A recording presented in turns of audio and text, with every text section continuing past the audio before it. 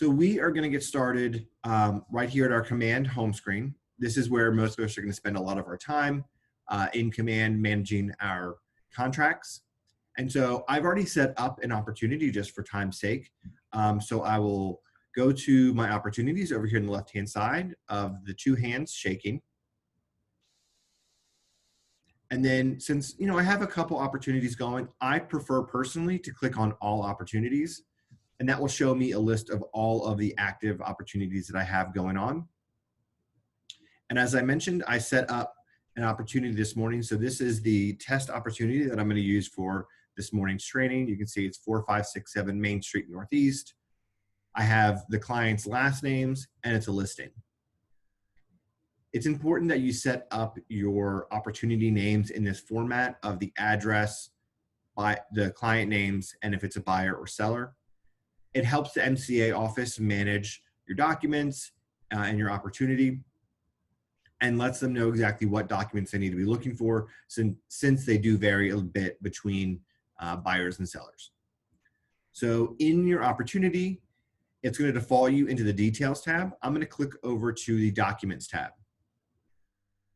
And the Documents portion of opportunities is where you will upload all of your documents for compliance review. But we're not there yet. We are at the stage where we are, for this listing, we need to get our listing agreement signed and all of our disclosure signed. And to have access to all those Garf forms, we have to go to DocuSign.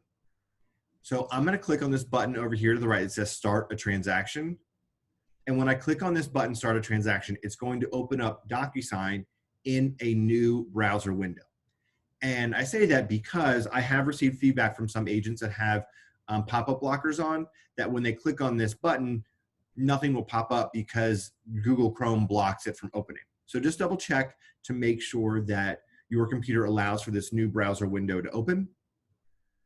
Another thing I want to point out here is that it's really, really, really important that when you are starting a transaction, or that when you are working on a transaction, that you click Start a Transaction from within Opportunities.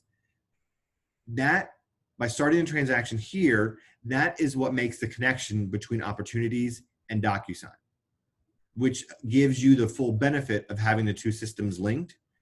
If you start a room in DocuSign, you will never be able to retroactively link that room to the opportunity in Command, which will cause you to have to download all of your signed forms and then manually upload them into Command.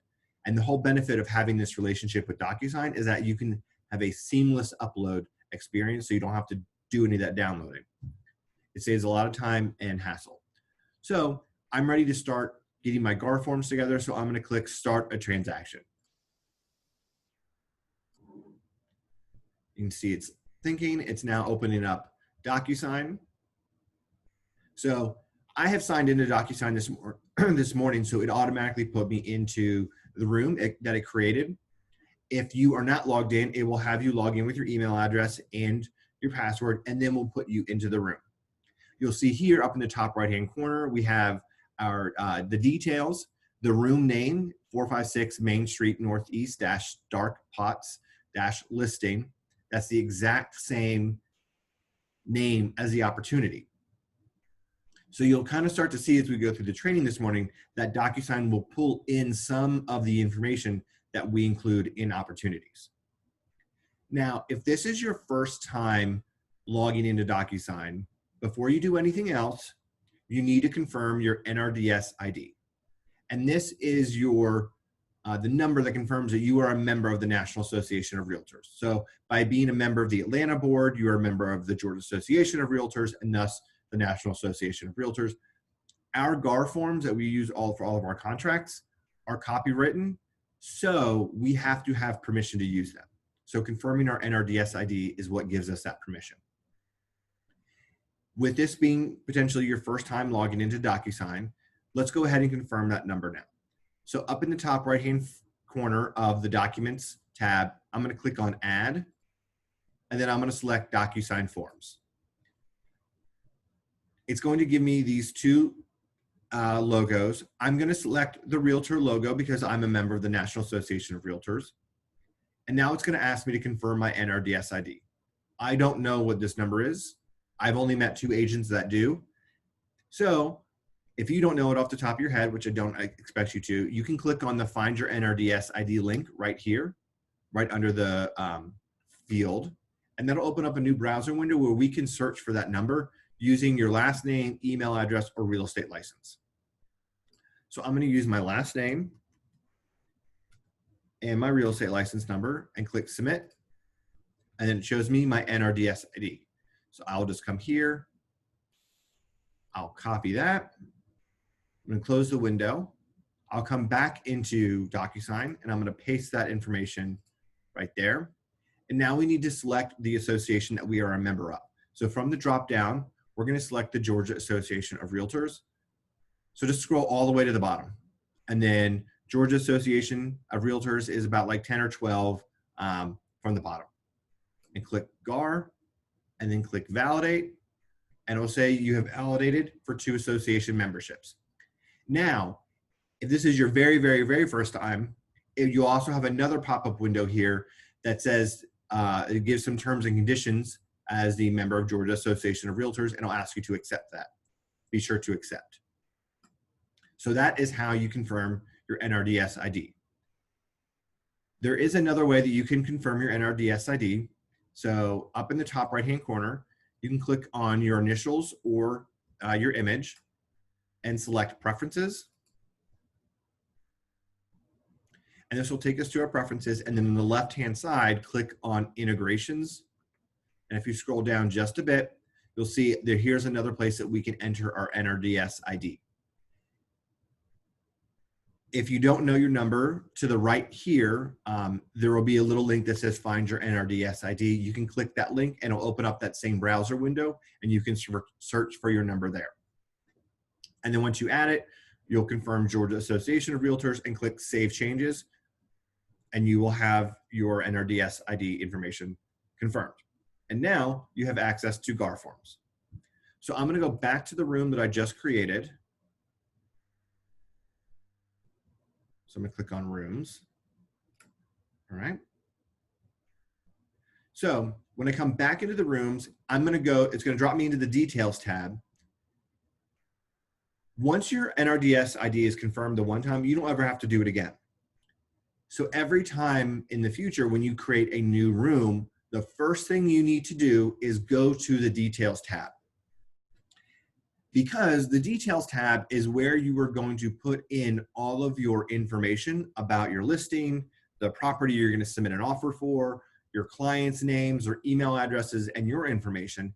And this is going to be the information that auto-populates all of the GAR forms. DocuSign does not have the capability to put in an FMLS number and import all of that information like .loop does. Yes, I know it's very frustrating because a lot of people really, and myself too, really like that feature of .loop. It just takes just a little bit more time to manually input it, but it makes it, it's just as easy as .loop. So what we're going to do here in the Details tab is we're going to go through and confirm all of the information that was pulled in from Command and add any additional information that we need. So to get started on editing, we'll click on Edit in the top right-hand corner. And now with everything, I always recommend you to start at the top and work your way down and fill in the details as you know them. All right.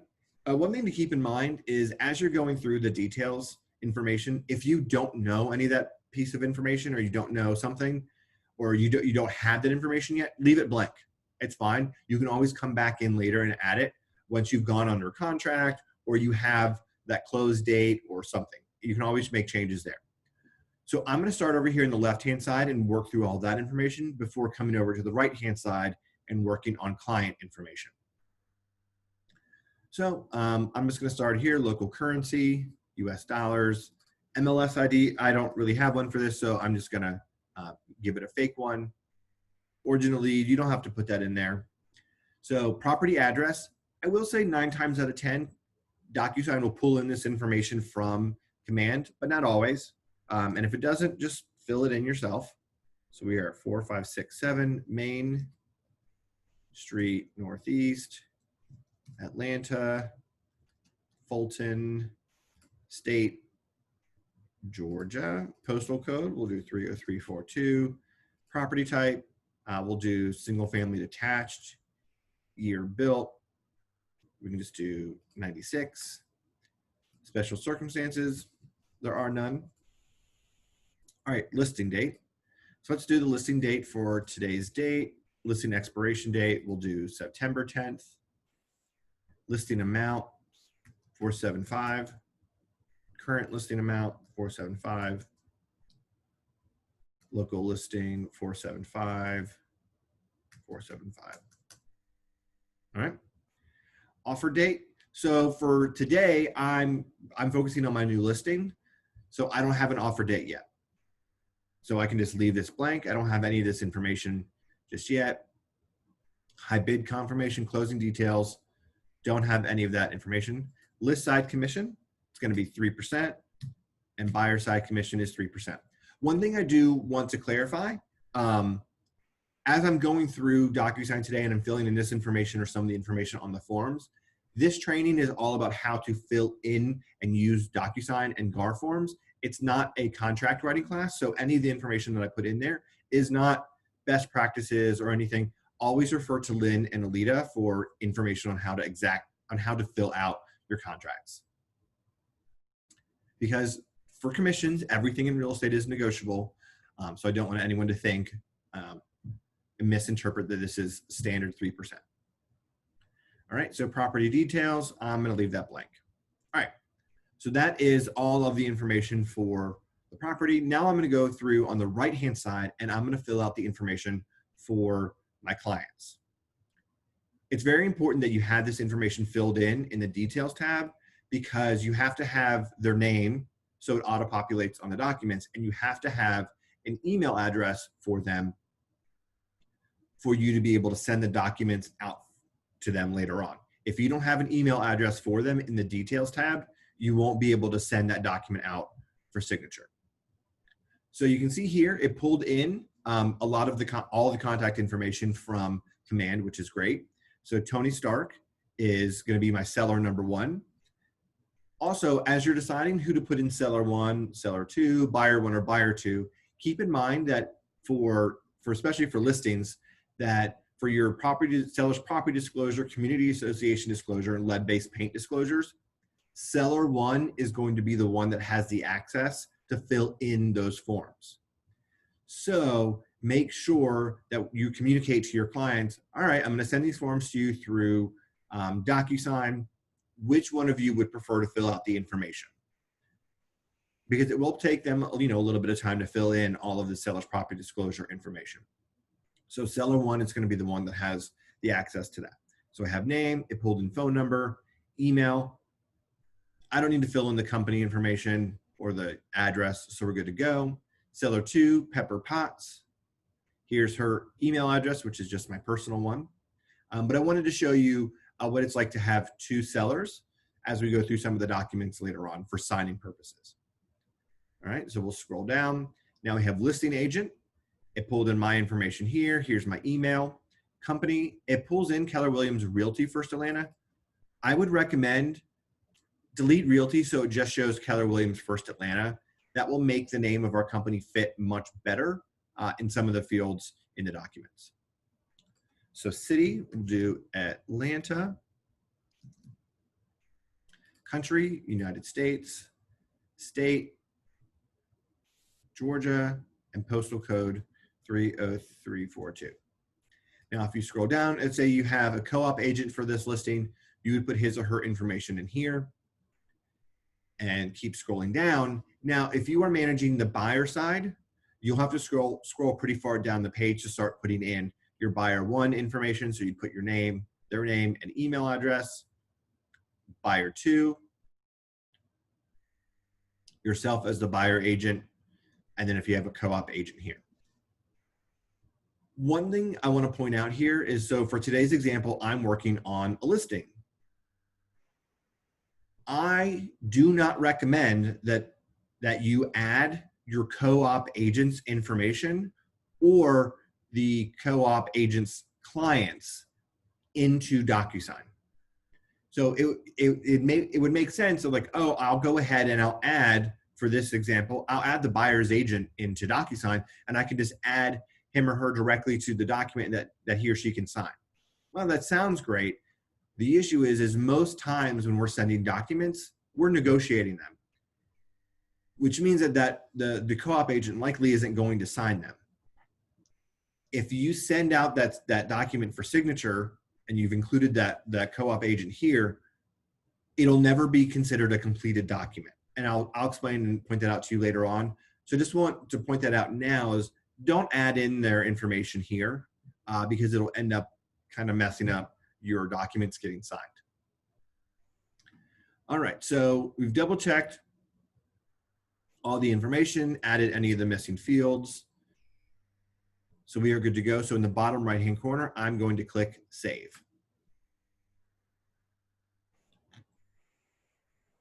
Perfect. So now that we have all of our details input, let's go to the Documents tab.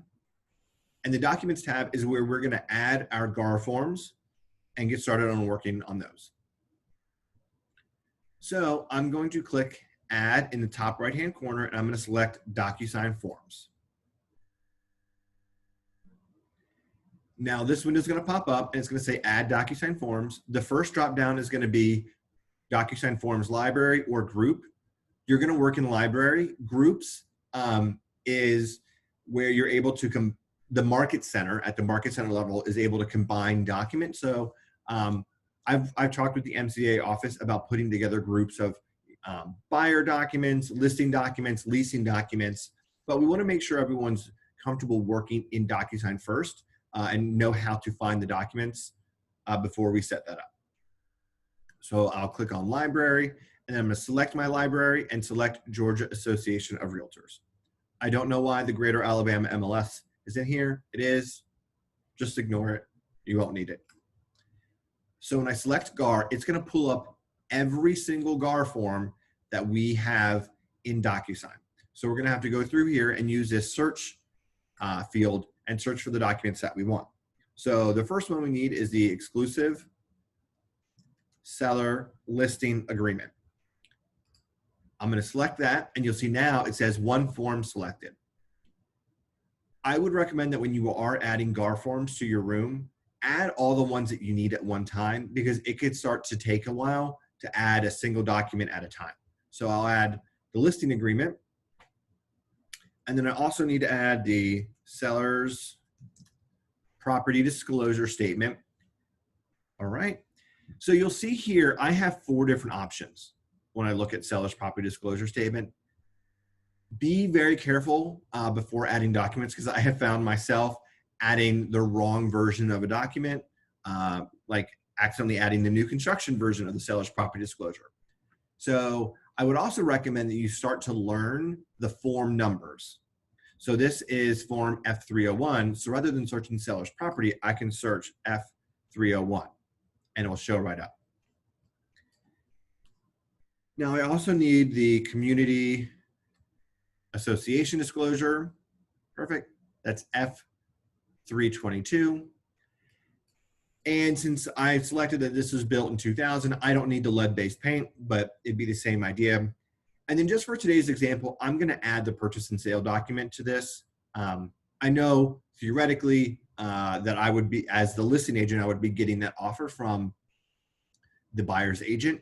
But I do just want to walk through very quickly how to fill in the purchase and sale agreement because it's going to be one of the most important documents that you will use as an agent. So I'm going to search F201, purchase and sale. I'll select that. I now have 4 forms selected and I will click add. The page will reload and it's going to add those documents into the Room Docs folder. Now, I know some people like to have their documents organized in a very specific way. They want to have different folders, and you can do that in DocuSign. It's a little bit different than .loop, but it can still be done. So if you want to add a folder, so let's say I want to break this out versus my listing documents versus my buyer or my contract documents, I can select up here in Actions, click Add Folder, and I'll name this folder Listing Agreement. And I'll click Create. Now, let's say I want to move all of my documents is associated with the listing agreement to my listing agreement folder. So I'll click Community Association Disclosure and then Seller Listing Agreement. So I'm going to roll the mouse over the icon of the document and select the circle in the top left-hand corner. And then whenever you select a document, a toolbar will appear in the top. And you can roll your mouse over all the different icons to see what they are. I'm going to click on Move. I'm going to select a destination, folder in current room, and I'm going to select the listing agreement folder, and I'm going to click Move. And now it will reload and has now moved those documents into the listing agreement folder. Another way that you can move documents is by clicking on it, because it looks like here I forgot to add the seller's property disclosure to that listing agreement folder. I'm going to click on this document and I'm just going to drag it up. And now it has moved the seller's property disclosure into my listing agreement folder. And it's that simple. Your documents will auto-populate into alphabetical order. So you can't move them. I can't try to have my listing agreement first. It won't do that. There is a workaround, and I can show you how to do that later, but just know that it's going to automatically default to alphabetical order. So let's start filling out some documents. I'm going to start with the exclusive seller listing agreement. So just click on it, and it's going to open up the editor for us to start adding info. All right. So with everything in Command and DocuSign, I always recommend to start at the top and work our way down. So you'll see here, it auto-filled in the address, the city, the county, the zip code. Perfect. And then I need to, fill in. I like to use deed book and page, so I'll just fill this in. And then it's really simple. You just click in the fields and start typing in. So for listing period, so we're going to do type in today's date, July 10th, and then we did September 10th, 2020. Now, the DocuSign doesn't have the same calendar feature that .loop does, so you do manually have to type in your dates. All right, list price auto-populated from the Details tab. The seller does have the right to negotiate, so just click on that button. And then marketing here, we'll do FMLS, Georgia MLS, and KWLS. Perfect. Commission, 3%.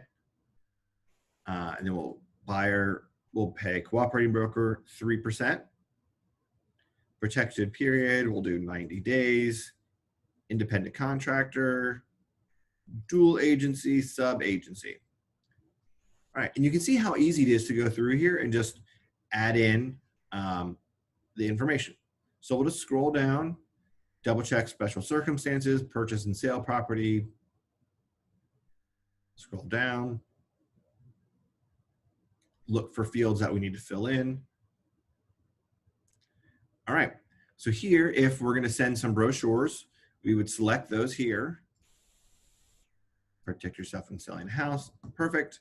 And then if you have any exhibits or addenda, so if you want to attach the legal description as an exhibit to the listing agreement, you can add that here. And if you want to type in any special stipulations, you can just type those here. I'll just type in special stips here.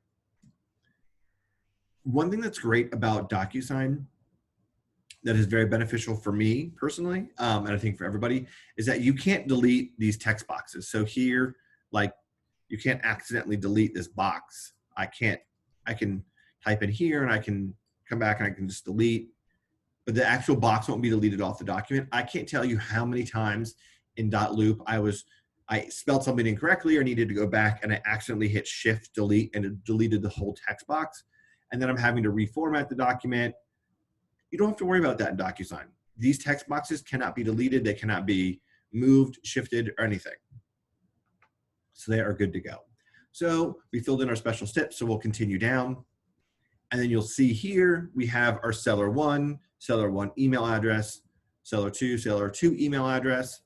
And it's filled in most of my information here based on what I included in the details tab. But I just need to go through and fill in the rest of the information. So I'll type in my phone number, fax number. I just always use the office. Georgia real estate license number. I'm a member of the Atlanta board, MLS office code. Now I've reached out to the regional director to see if DocuSign is able to load all this information so we don't have to add it every single time. Do not know yet. The plan is for this information to be added so that way it'll pre-populate and it'll just save you a little bit of time here or there. All right, so we've added all the information for the listing agreement. So I'm gonna click Save and Close.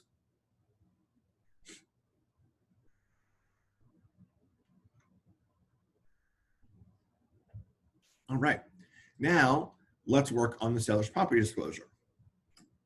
So I'm going to open that. Just give it a second here. All right, so you can see here it pre-populated the address. We don't have an offer date yet, so that's blank. I could add an exhibit letter here, but we don't need to do that. So you'll scroll down, you'll notice that none of these fields are mapped. I can't fill in any information. I can't check any of the radio buttons, and that is purposeful. The reason is you as the agent are not mapped to have access to fill in any of these fields. That's to protect you because we don't want to be responsible for any information that is included in these disclosures.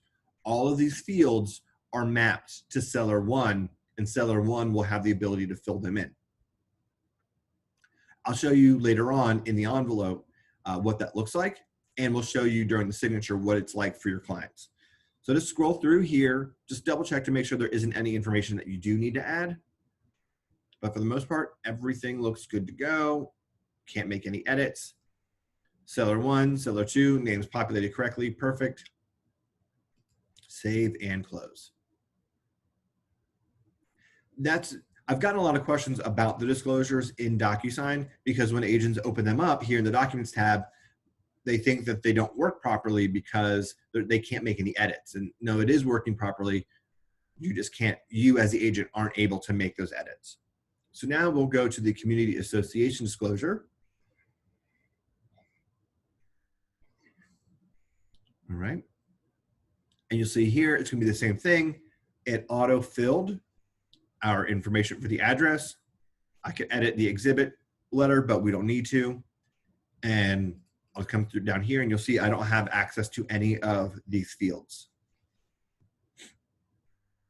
Can't fill in any information here for the same reason that we can't in the seller's property disclosure. This is all mapped to seller one to make sure that this information is correctly provided by the seller and us as agents don't have any impact on it. So I'll click Save and Close because we are good to go there.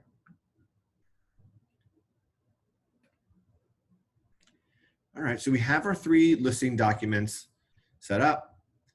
The only thing that we don't have added here yet is our affiliated marketing and wire fraud prevention. And that's because those 2 documents are templates and we add those in the envelope. There aren't any fields for us to fill in or make changes on those documents. They're really only needed for signature, which is why they are templates and added in the envelope. And I'll show you how to do that when we prepare our documents for signature. But while we're here in the Documents tab, I want to walk through the purchase and sale agreement because this is going to be such a regularly used document.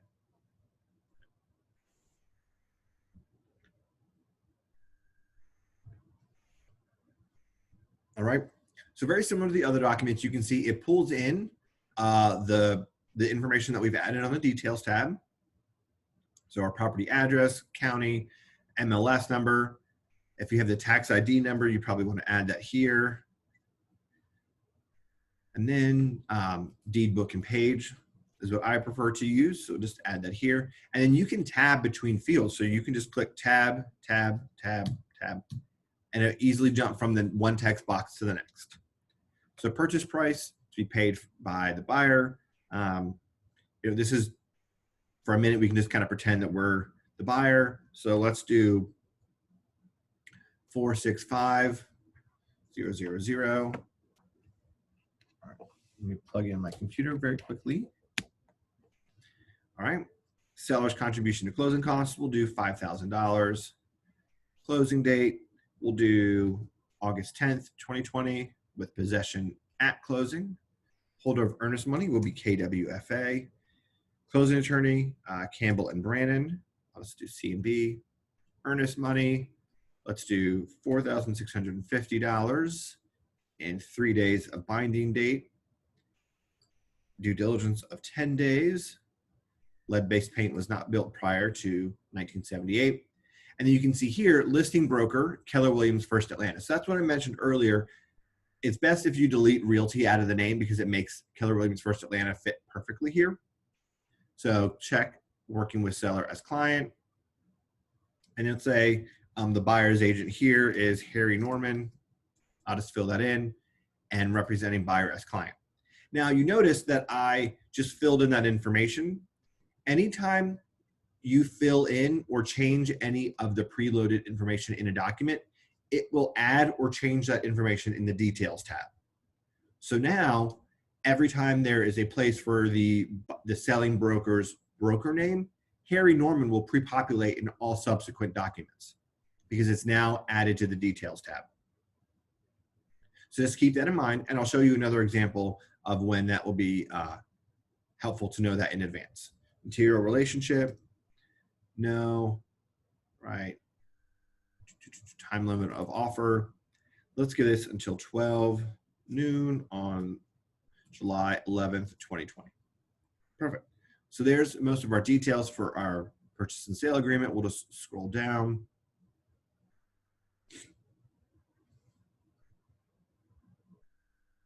All right, so now we get to our exhibits.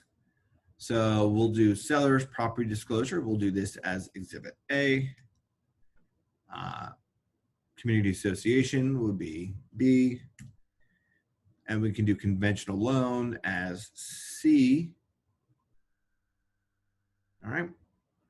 And then since we don't have a conventional loan exhibit, I didn't pull one in, I can say conventional loan exhibit to be provided within 24 hours of binding to be exhibit C to the contract. And then just add any additional stipulations you would like. You can add more. And it's that simple. Just type them in, click enter, add a new line. Perfect. And then I will point out that this stipulations box isn't that big. You can only get so many stipulations. And I do know some agents that have a lot of stipulations, especially with the COVID stipulations. You may find yourself that you're not able to add all of them here. There are two workarounds for that. One, you can add the additional stipulations page. So if you're going to do that, go ahead and check that box. And then we can add that form to the documents tab. Or you can not add your stipulations in the documents, and we can add it in the envelope section of DocuSign, and then we can edit the font size so you can make it a little bit smaller so you can fit more in the space. All right, so we'll scroll down.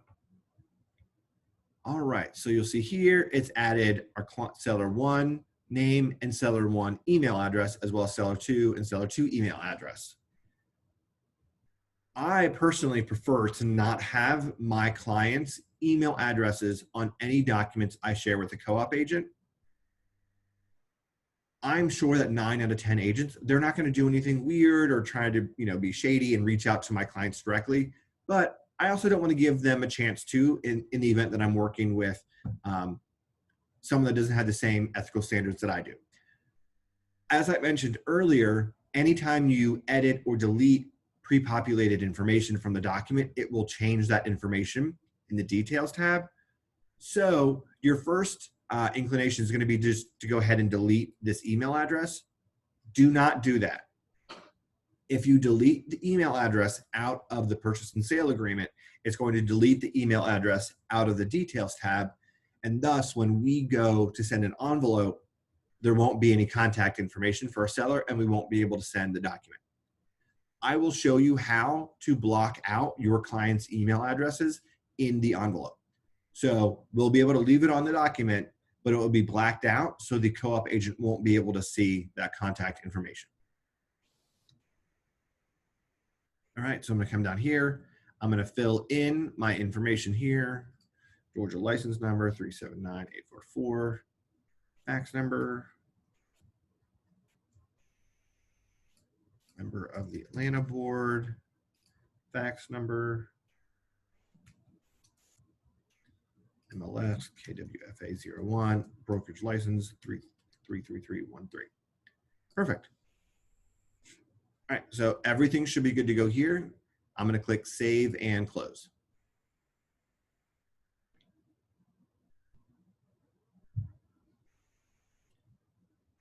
All right, so now that we have all of our documents filled in, we need to send them to our clients for signature.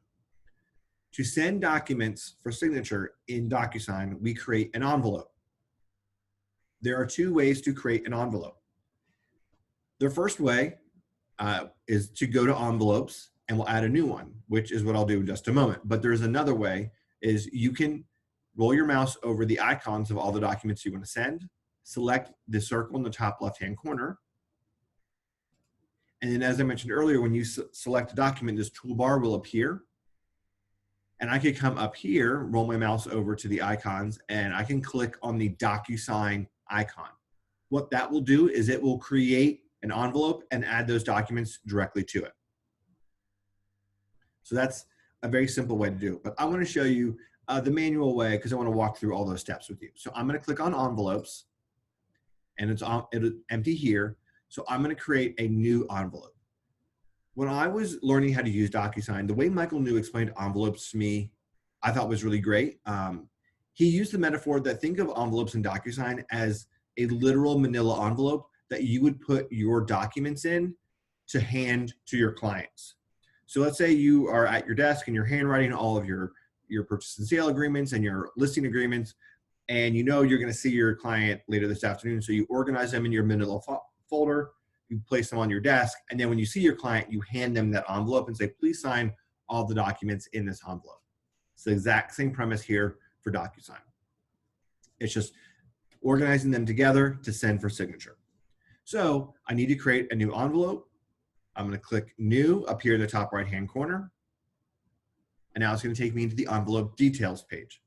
And like I mentioned before, we'll just start at the top and we'll work our way down and fill in all of the information.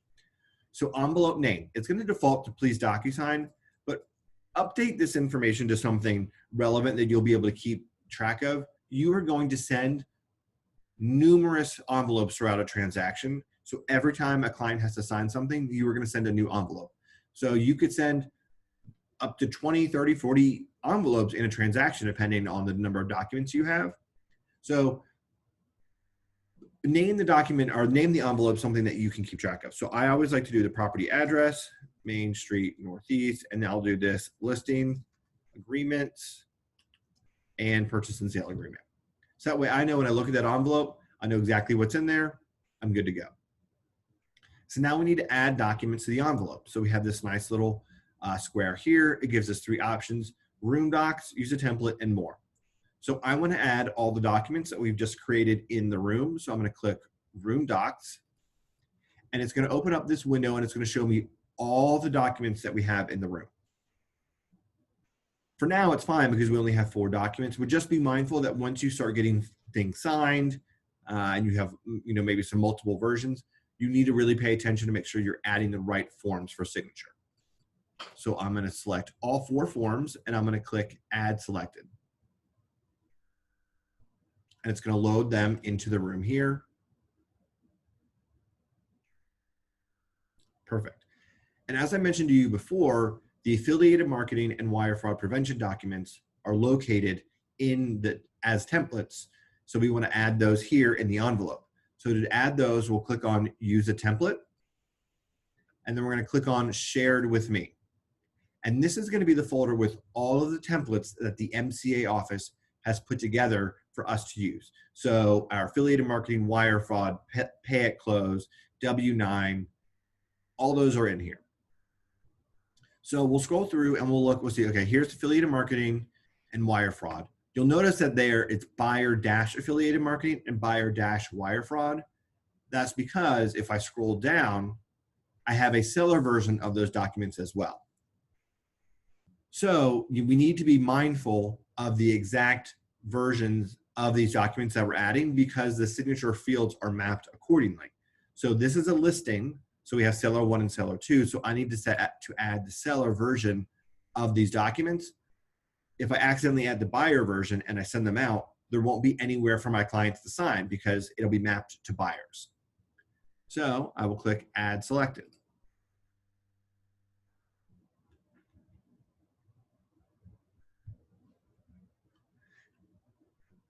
All right, perfect. So it has added both those templates. So you can see here, when I look at the seller's property disclosure, this icon in the middle, it says form. And then to the right for affiliated marketing, that shows template. So this kind of lets you know the difference between the two documents.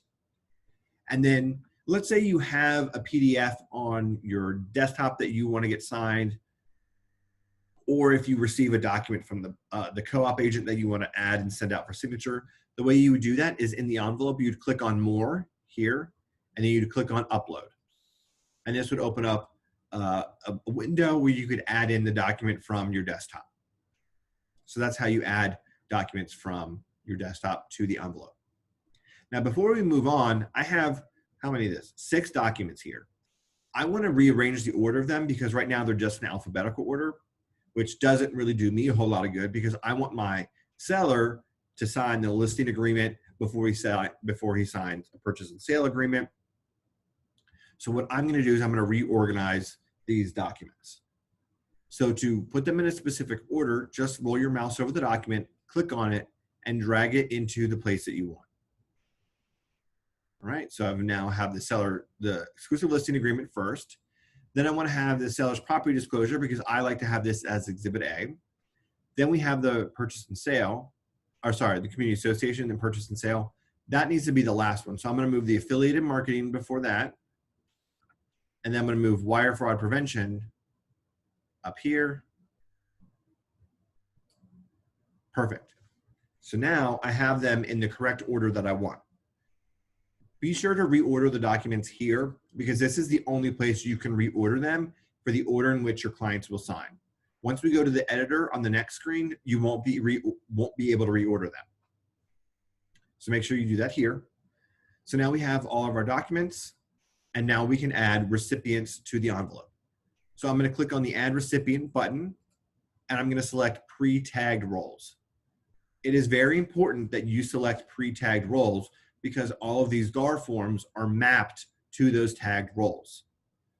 So by having filled in seller 1, seller 2, and listing agent on the details tab, by selecting pre-tagged roles, DocuSign knows that Tony Stark is seller 1, Pepper Potts is seller 2, and Nicholas Core is listing agent, and will put those signature responsibilities in the correct placements. So I'm going to select pre-tagged roles. I'll come over here, I'll see seller 1. From the drop-down menu, I'm going to select Tony Stark. Seller 2, from the drop-down, I'm going to select Pepper Potts.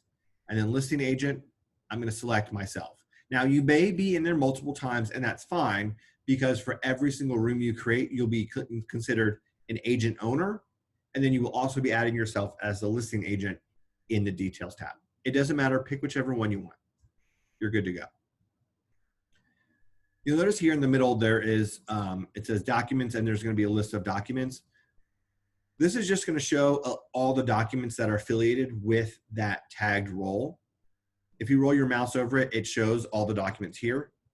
It doesn't matter. You don't need to worry about it. You're good to go. So once we've selected our seller 1, seller 2, and listing agent, I'll click Add Selected, and it's going to add these to the envelope. We'll just give that a second to load.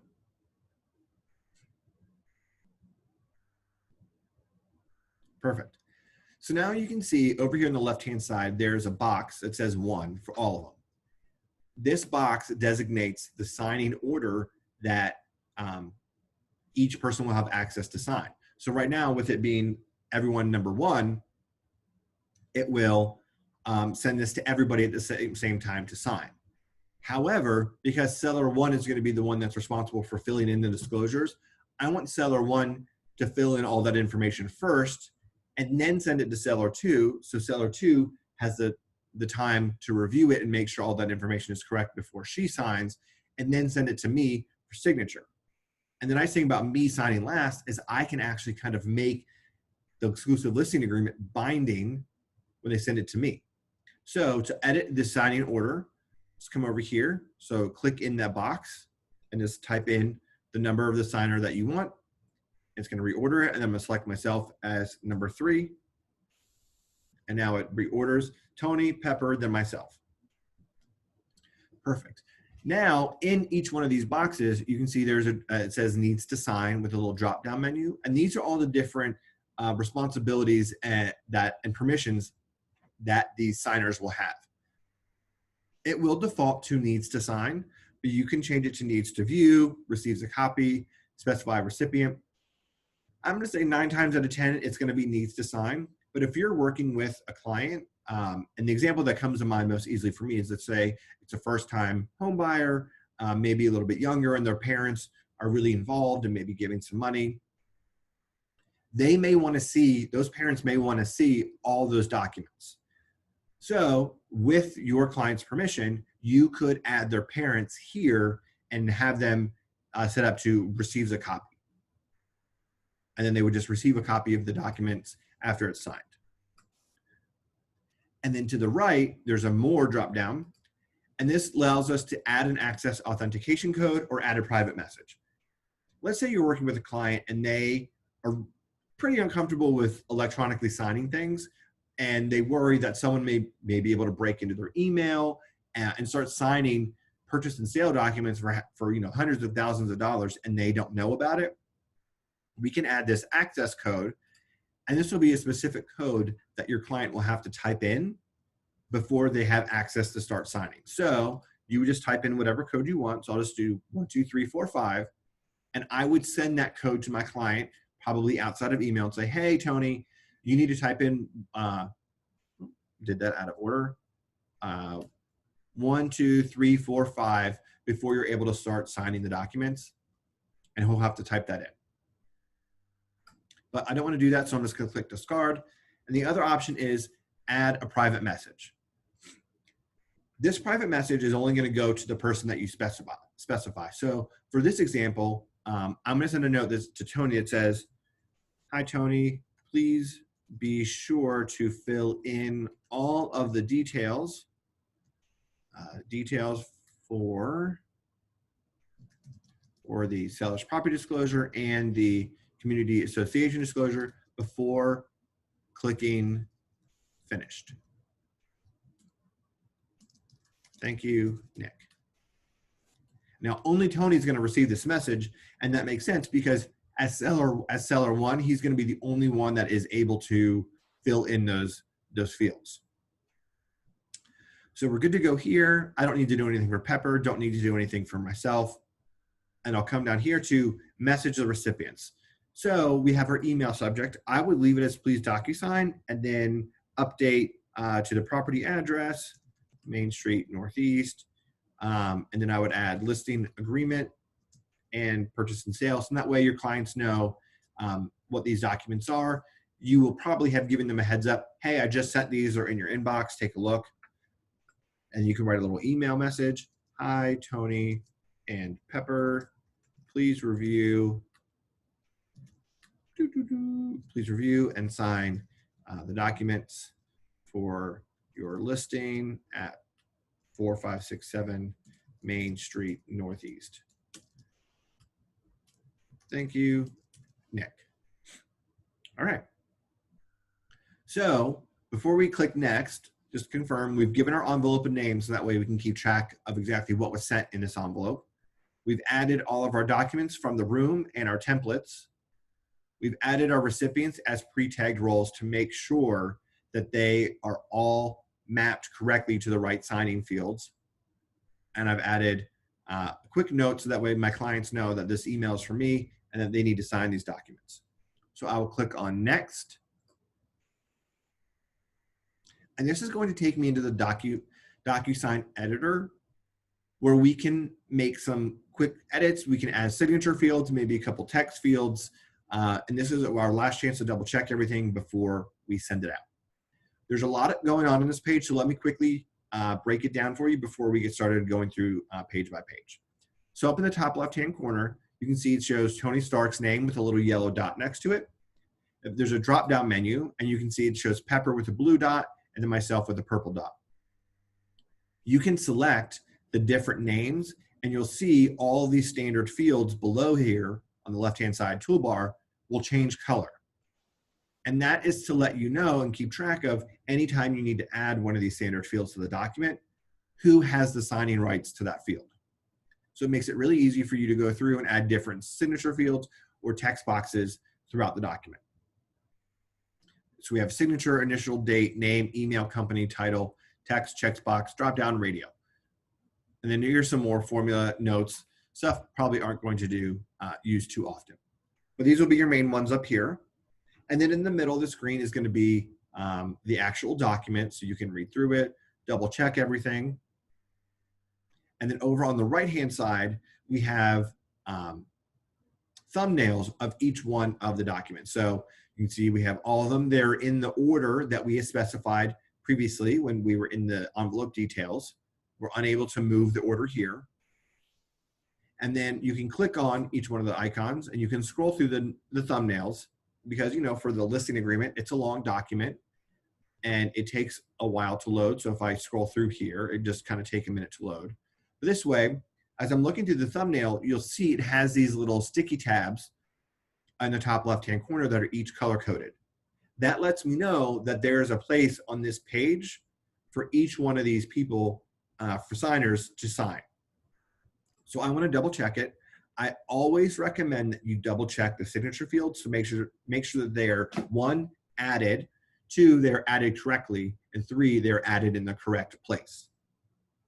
Sometimes things will get mixed up. It's inevitable. It's a technology, but just double check it so you don't actually accidentally send something to your clients that you need to revise. All right, so we have our Tony Stark is yellow, Pepper Potts is blue, perfect. Signature, date signed, scroll down here, myself is purple, date signed, awesome. Now, one of the great things about DocuSign is that after everyone has signed the documents, the system automatically sends an email out to everybody with the completed documents. So for the listing agreement, once they're completed, we can go ahead and make this binding.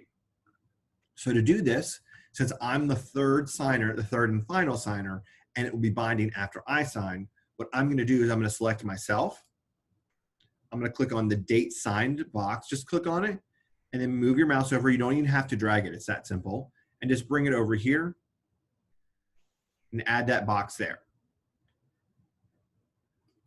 I would recommend that you align the text with the line here where the text sits. Otherwise, it will sit pretty high. Now, I want to add some text fields here for setting the actual time. So I'm going to click on here. I'm going to add text. I'll just bring that box over here, align it with the black line. Just move it over here. Perfect. And I'm going to do the same thing again for setting the actual PM. Perfect. So when I click on this box, and whenever you click on a standard field, this toolbar will appear on the right-hand side. And it will show you who is the recipient of it. So I could change it if I wanted to. I could click on Tony, and now you can see it's yellow, but I want to make it purple, so it goes to me. And it has this checkbox required field. That means that this field is required, so when I'm going through the signature platform, DocuSign is going to stop me at this text box right here to fill in that information before it allows me to go to the next text box, before it allows me to sign again. So for a place like this where I'm going to make this document binding, I want to make sure that's required. So we are good to go here. And to get out of this toolbar on the right-hand side, just click back in the document and you're good to go. So you could scroll through each one of these documents. Now we're on the seller's property disclosure. Remember earlier how I told you all of those fields are mapped to seller one? So as you scroll down, you'll see all these yellow highlighted boxes in this document. And that is because they are all mapped to Tony Stark, seller 1. Now, if I click in this text field, I want to point out this is not a required field. It's important to keep that in mind, that the fields on the disclosures are not required, because the system will not stop your seller to fill in that information. It will just jump from required field to required field, which will more than likely just be signature field, signature field, signature field. So your seller will need to be aware that he or she needs to scroll back up to fill in this information. And I'll show you that in just a minute in the signature field. But I did want to show you here that it is mapped to seller 1. It's going to be yellow. So that way you are confident that you were sending out a document that your clients will have the ability to fill in. So just scroll through here. All these fields are yellow. And they'll be able to select all of these. Scroll down, we have client name, date signed, seller 2, perfect, good to go. Community association disclosure, same thing here. All these are mapped yellow. So seller 1 will have the ability to fill in this information when he or she is signing. So everything looks good, all those text fields, good to go. And then initial 1 for seller 1, initial for seller 2. Now we have our affiliated marketing disclosure. Now this is what I was telling you earlier. We always want to double check to make sure that the signature fields are in the right place, because for whatever reason, when this document gets uploaded, it moves the signature field down. I don't know why. So just click on it and drag it up, and then move it so that black line is aligned with the black line on the document. All right, so we are good to go there. And then we have our identity theft and wire fraud prevention. And same thing here, just move that signature field up and move this one up, and we are good to go.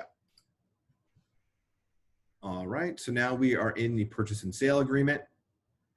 You know what? I forgot to add an offer date here. So one of the nice things about DocuSign is that you can add some text in the envelope field that you forgot to add in the documents tab. So for that, what I'm going to do is I'm going to come up here in the top left-hand corner, and I'm going to select myself. And then I'm going to select text here, and I'm going to add a text box. I'm going to make it just a little bit smaller. I don't need it that big. And I'm going to type in today's date. So today is 7/10/2020. Perfect. Now, remember earlier I told you that it's going to default to being a required field. I don't want this document to stop on me. I don't want me to have access to change this, because if I leave this as required, it will not show up on a date field when my clients are signing it, because the system will not register this as having been filled in until I sign. So what I'm going to do is I'm going to uncheck required field, and I'm going to check read only. And that will let the system know that this piece of information in this text box needs to be on this document for everybody. So we'll be good to go here. So that's how you can add some text. Now, one thing I want to point out is that in .loop, if you added a text box over some old text, it would block out the text below it. DocuSign does not have that same capability, so you can't just start adding text boxes over text. It'll just show through and it will look silly. So please do not do that. All right, so we're going to scroll through, just make sure everything is checked properly. Nothing's missing. Good to go. We have our initial fields there. Scroll down. Keep scrolling. So I want to get to the special stipulations. So remember earlier I told you that there was another way that you could add special stipulations if you have a lot of them and you don't want to add an additional stipulation page. Well, just like I added that offer date, we can add a text box here. So I can just add this text box, and I can drag this to be as big as this full area. All right. And I can start adding stipulations, adding more stipulations, more of them. Here are some more, lots of them, stips. Stips. Boop. So you can see here, you can just add as many as you want. So I just want to copy these because what I want to do is I want to paste them there. All right, so now we have a lot of them. It scrolls, so it's too many of them. So what I can do is I can highlight all of these over here that are in this text box. And if I come over to the right-hand side, I can come to formatting and I can change the font size to 7. So now the font is smaller and it will fit all of those stipulations in that box. So that's what I was telling you earlier. If you have a lot of standard stips that you use, it may be in your best interest to just add them here in the envelope so you can make the text font smaller. All right, and then the last thing for this field is I'm going to uncheck require field, and I want to make it read only. Because when I send this document to my sellers, since they're going to be signing 1 and 2, I want these text, all these stipulations to appear on their versions of the documents. So now we have added them, we've made the font smaller, and I've made this a read-only text box. So we'll come down, double check to make sure that all of our signature fields are here correctly. And then earlier I had mentioned that we're unable to delete the email addresses out of the documents because it'll delete from the envelope. So I want to protect my client's privacy and I don't want that co-op agent to have access to my client's contact information. So the best way to do that is to hide it with a markup tool. So over here on the left-hand side, there's what looks like a little pen or pencil called Markup Tools. Click on that and then select line and then bring that over here and you can drag this line and cover up your client's contact information. Now we have our toolbar on the left-hand side so we can change the color of it. So I want to make it black and then we can change the thickness of it. So I'm just going to make this, let's do 10 and I can just drag this. Perfect. And it covers my client's contact information. Now I want to do the same thing for seller 2. So to make it even easier, if you just click on it, you can just hit Control copy and it will make a copy of that black box right there. And then I can just drag, drag to cover that email address. And now our client's contact information is hidden and the co-op agent does not have access to it. So we are good to go.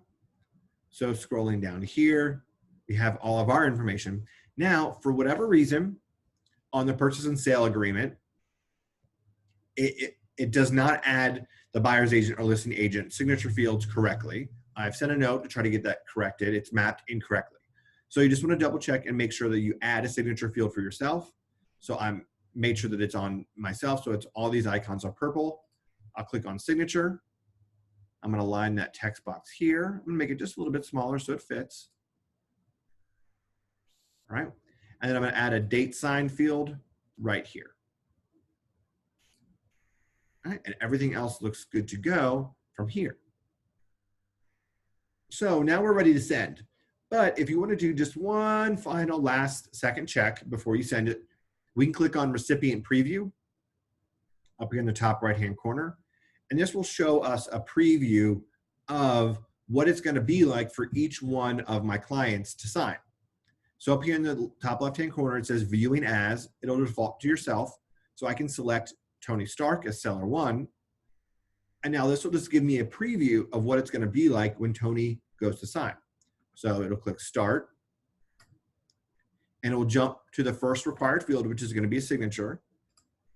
And you see how it jumps all the way to the bottom of the seller's property disclosure. This is where I was telling you you'll need to tell your clients they'll have to scroll back up to the top of these disclosures and start filling them in. And you can see here, he has access to all this information. So now I do want to point out again that this is just a preview. So I can see what it's like for Tony. And I can just do one last double check and make sure that all the signature fields are included properly. Same thing with the community association disclosure. And once you're done checking out the preview, you can just click on the X in the top right-hand corner, and then I'll take you back into the editor. And now we can click Send. So I'm going to click send, and this is going to send these documents out for signature. Now remember, we set them up in a specific order. So Tony is going to be the first recipient of the documents to sign. So I'm going to open up Gmail really quickly. And let me come over here. KWFA Tech. Perfect. So we can see here that we received an email from myself at DocuSign. Please DocuSign 456 Main Street Northeast, listing agreement and PSA. We'll scroll down. Here's a little message that I wrote, but here's the private message. Hi, Tony. Please be sure to fill in all the details of the SPD and CAD before clicking finished. Thank you. All right, perfect. So I'm going to click Review Documents, and that's going to open up the signature page.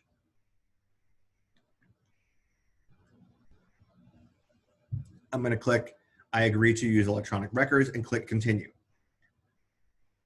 Click Start, and it's just going to jump to the signature field on the end of the listing agreement. The first time they sign, it's going to ask them to confirm their initials. If they want to make any edits here, they can draw it. They can select the style, do whatever. It doesn't matter. So I'm going to click Adopt and Sign. And see, it just jumped all the way to the end of the seller's property disclosure. So as right now, I'm signing as Tony Stark as seller one. So I'm going to scroll up to the top because I want to show you what it's going to be like for your seller. So it's going to be just like this. So I'll have to scroll up, and then he'll have to type in this information. Is the property vacant? No. No. You can just type in text and click tab between fields. Is there HOA? Yes. Yes. Lead-based paint? No. And this is what your client will have to do. Just go through here, click all these little buttons, provide any explanations.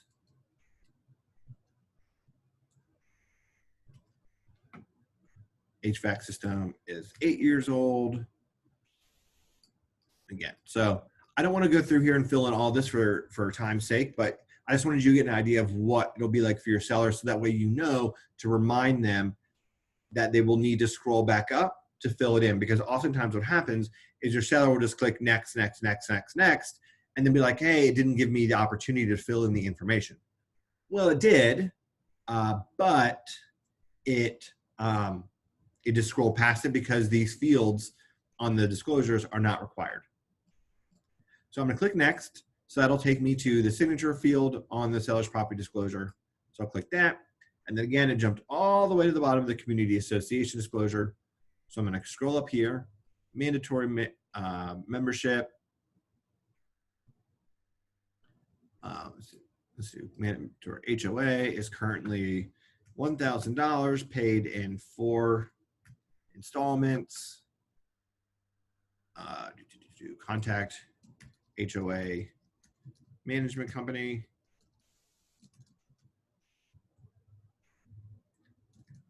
Manager, manager. Oh, actually, this is going to be, let me delete that. Name of association, neighborhood, HOA. So yeah, you can just see that all I have to do is just fill in this information.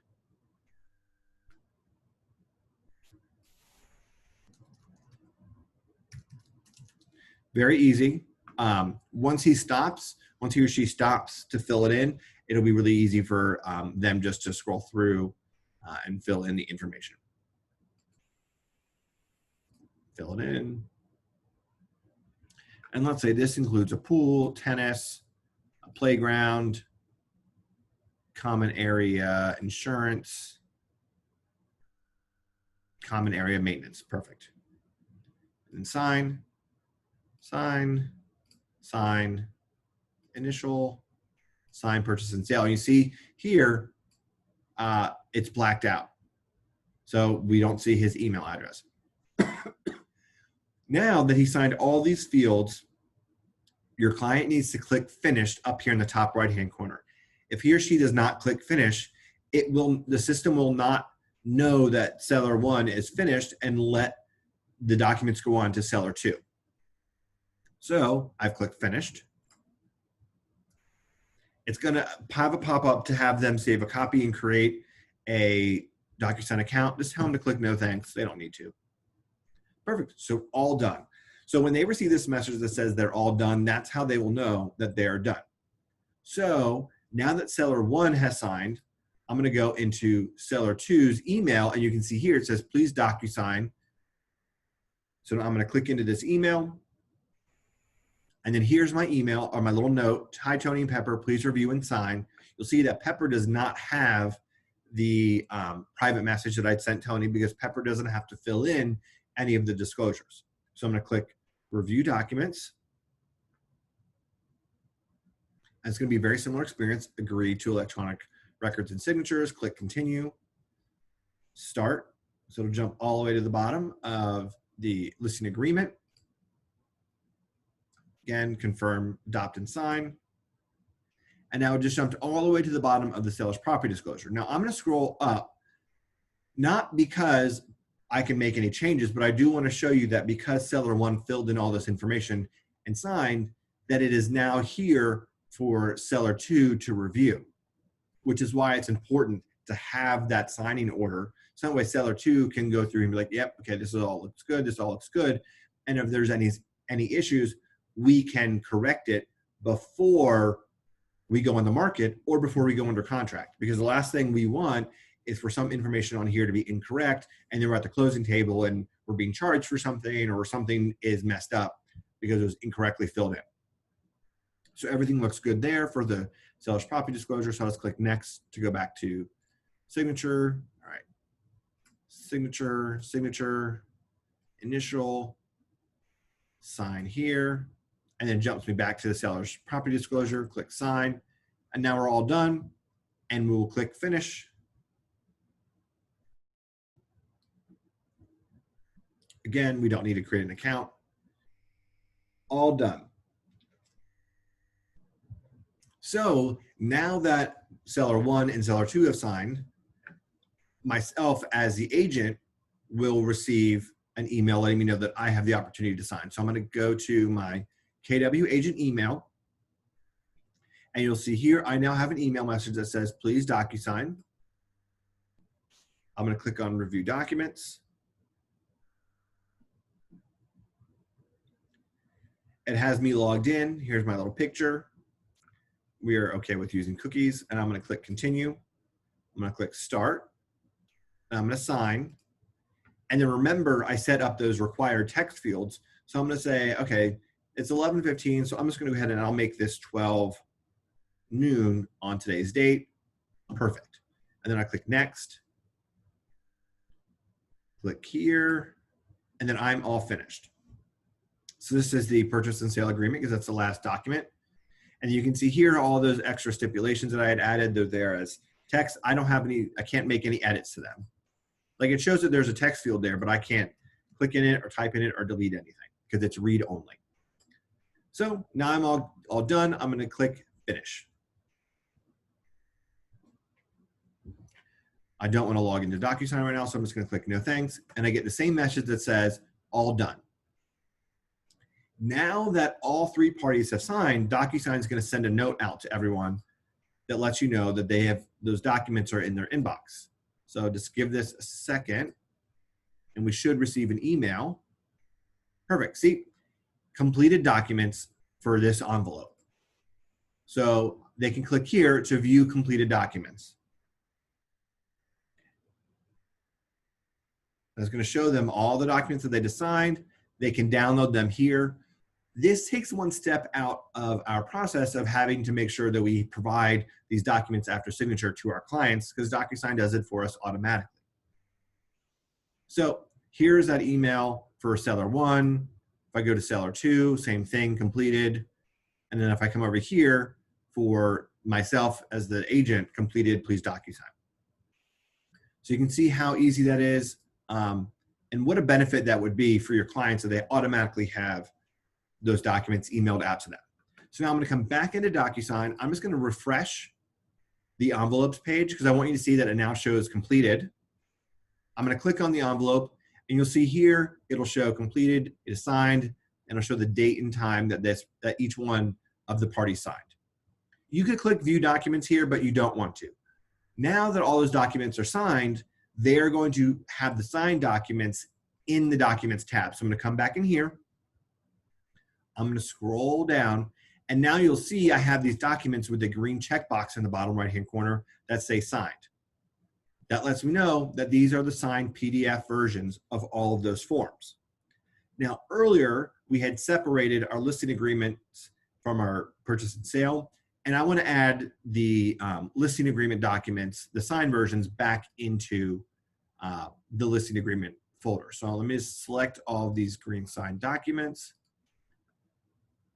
I'm going to click on Move, select Destination, Folder in Current Room, select Listing Agreement, and Move. And now I can see I have all of the signed documents as well as the forms in the Listing Agreement folder. And if I scroll down, I have my Room Docs folder, which has my Purchase and Sale form and signed version. This document here, the certification, you will receive one of these for every time you send out a document or send out an envelope. And this is just going to show the record that everything was signed correctly and by the right people and what time. So if there's ever any question about using electronic signature, this will show the certification that everything was signed correctly. So now that we have all these documents together, there's a couple of things we're going to want to do. Let's say we're going to send an offer to a co-op agent, and we want to combine multiple PDF documents into one PDF. Because as I mentioned earlier, I don't recommend adding a co-op agent into our room, so we want to send those documents as a PDF in an email. So I want to show you really quickly how you can combine multiple PDF signed documents in DocuSign into one single PDF. So to do that, you're going to roll your mouse over the signed documents that you want to add. So I'm going to select all the signed ones just for today's example, and I'll include the purchase and sale. All right, and then if I come over here to the toolbar, I'll just roll over my mouse until I get to the combine icon, and I'll click combine. And here I'll be able to give this document a new name. So I'll just do 4356 Main Street Northeast, all signed docs. And then I want to put this in a specific order again, because it's just going to put this in alphabetical order. So I'm going to click on exclusive seller listing agreement, and I'm going to drag that to the top.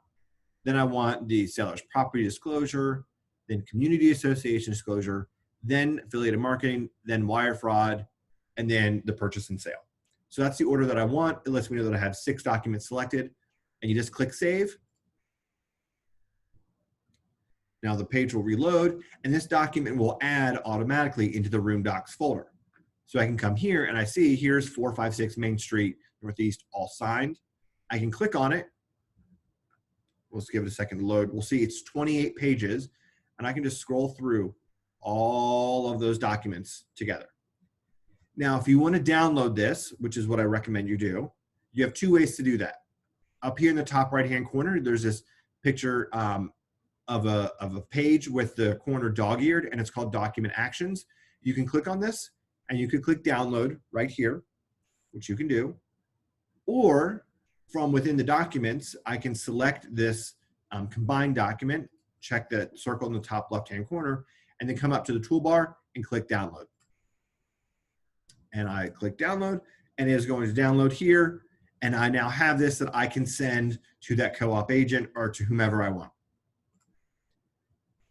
Now, let's say you receive a document from a co-op agent, let's say an offer, and has the purchase and sale agreement, the conventional loan exhibit, the disclosures, all combined as one, and you want to separate those out, because when you submit them for compliance, each document has to be its own single document. Well, the way you would do that is you'd come up here to add, and then we would add from our computer, and this pop-up window will show up here. So we'll be able to add a document from our computer. So I'll just really quickly, I'll just pull one for our client that I have. Let's see, client, sellers. Let's do offers. Perfect. So now we can see here is a single offer. I'm just going to upload that, and it's going to upload it here. So I'm going to click on this document. Just give it a second to load.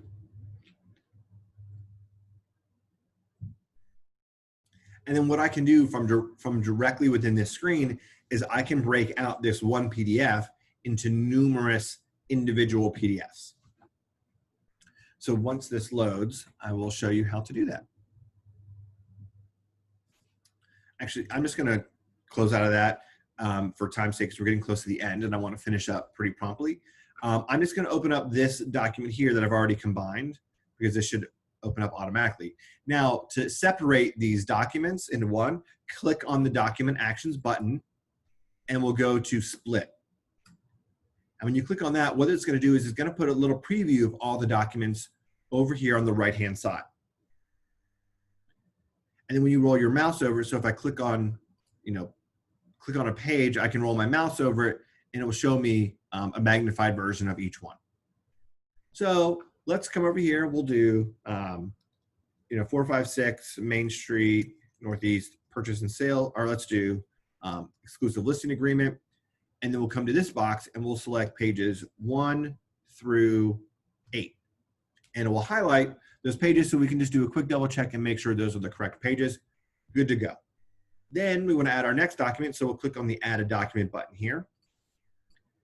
And then let's do, this is going to be a seller's property disclosure. So this is pages 9 through 15. And then we'll do SPD.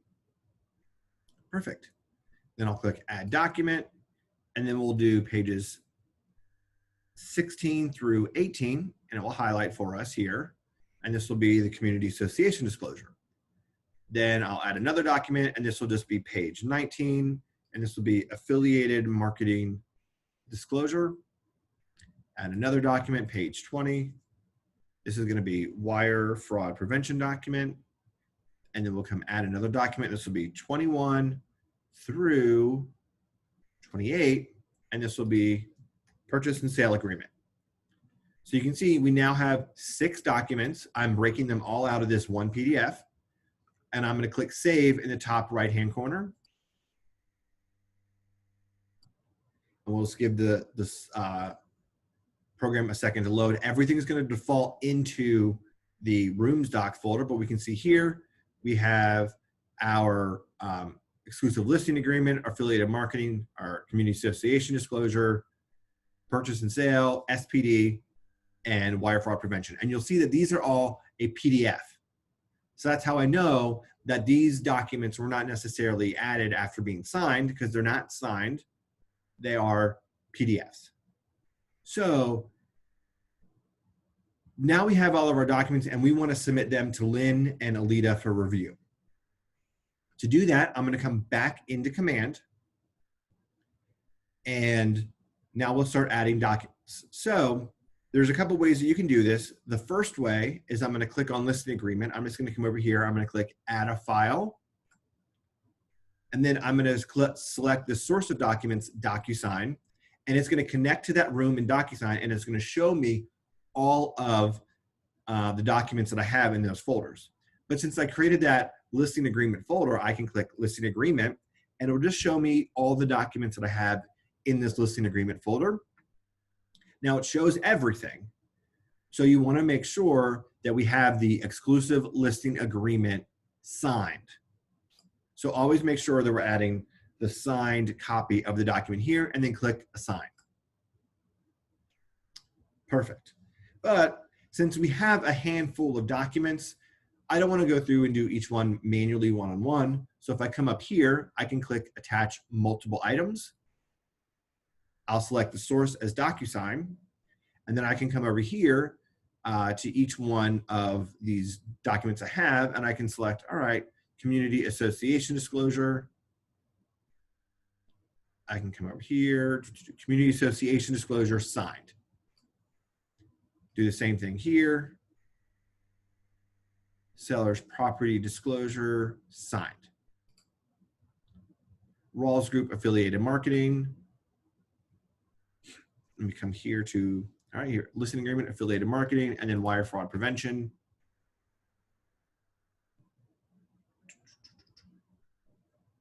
Where is that?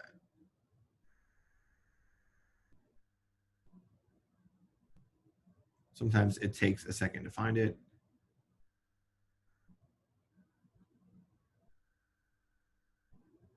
Community association, exclusive seller. All right, I'm not seeing that in here, but I remember I did save it as that PDF. So here we have the wire fraud prevention PDF, and I'll just click attach. And now all those documents are uploaded here. So we are good to go. Now, once all those documents are submitted, so once you have your signed listing agreement or when you go under contract for a buyer, you come over here to click submit to MC. And then when you click on that button, it will submit to Lynn and Aleta for compliance review. So we have reached the end of the training for this morning. We've talked through a lot of the information. Any questions that I can answer for you, anything I can show you again. Ramsey, you'd asked a question in the beginning. So if you're still around, which I guess you're not, so we can talk through that.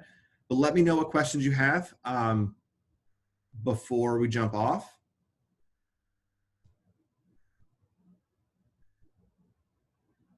All right. Well, if there are no questions this morning, thank you so much for joining me. I really appreciate you spending your time with me. As you start to play around in DocuSign, let me know what questions you have. As things pop up or you have any issues, send me a text, send me an email. I'm here to help. I'm sure once you start to play around in DocuSign, you'll get the hang of it. It's super easy. I really, really enjoy it, and I know that you will too. So let me know how I can best help. Have a great rest of your day, and I will speak with you soon. Thank you.